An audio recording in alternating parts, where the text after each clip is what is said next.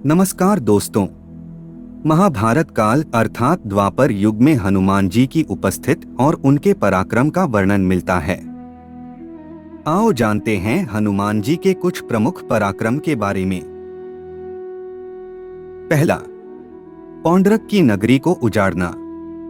पौंड्र नगरी का राजा पौंड्रक खुद को वासुदेव भगवान कहता था और श्री कृष्ण को अपना शत्रु समझता था। एक बार श्री कृष्ण की माया से उसके महल में एक कमल का फूल गिरा और उसने अपने मित्र काशीराज और वानर द्वीप से पूछा कि ये कहाँ मिलेगा, तो काशीराज ने कहा कि गंधमादन पर्वत पर, और वानर द्वीप ने कहा कि मैं लेकर आता हूँ। हनुमान जी उसी दिव्य कमल सरोवर के पास रहते थे। श्री कृष्ण के आदेश पर हनुमान जी खुद ही वानर द्वीप के बंदी बनकर पौंड्र नगरी पहुँच गए और उन्होंने वहां पौंड्रक को चेतावनी दी कि यदि तूने खुद को भगवान मानना नहीं छोड़ा और धर्म के मार्ग पर नहीं आया तो मेरे प्रभु तेरा वध कर देंगे। फिर हनुमान जी उसके महल को और उसकी नगरी को नष्ट करने पुनः गंधमादन पर्वत चले जाते हैं।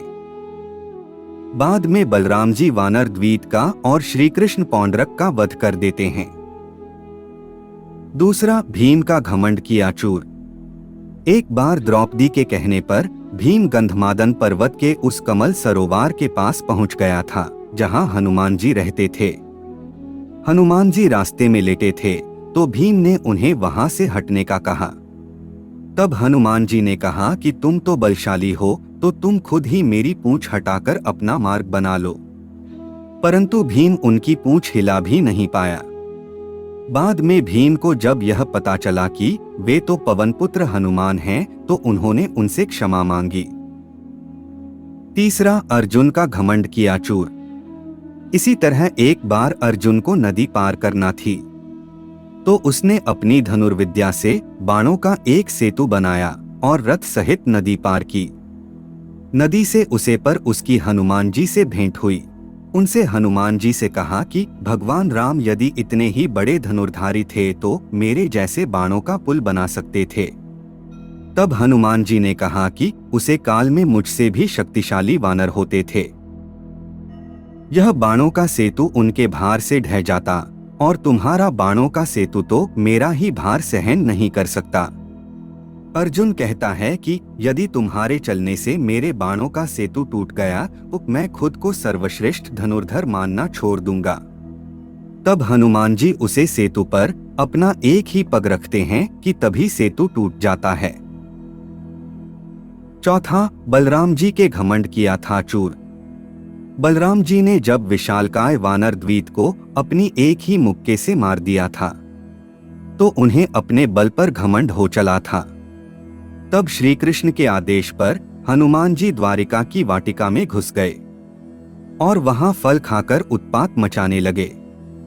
यह सुनकर बलराम जी खुद उन्हें एक साधारण वानर समझकर अपनी गदा लेकर वाटिका से भगाने के लिए पहुंच गए। वहां उनका हनुमान जी से गदा युद्ध हुआ और वे हांफने लगे। तब उन्होंने कहा कि सच कहो वानर, तुम कौन हो, वरना मैं अपना हल निकाल लूंगा। तब वहां श्री कृष्ण और रुक्मिणी प्रकट होकर बताते हैं कि ये पवनपुत्र हनुमान जी हैं।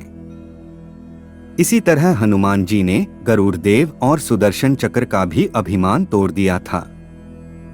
पांचवा, महाभारत युद्ध और हनुमान। श्री कृष्ण के ही आदेश पर हनुमान जी कुरुक्षेत्र के युद्ध में सूक्ष्म रूप में उनके रथ पर सवार हो गए थे। यही कारण था कि पहले भीष्म और बाद में कर्ण के प्रहार से उनका रथ सुरक्षित रहा, अन्यथा कर्ण ने तो रथ को ध्वस्त कर दिया होता। यह कहानी अच्छी लगी हो तो वीडियो को लाइक करे, शेयर करे और सब्सक्राइब करना न भूले। मिलते हैं इसी तरह की मजेदार कहानी के साथ, तब तक के लिए धन्यवाद।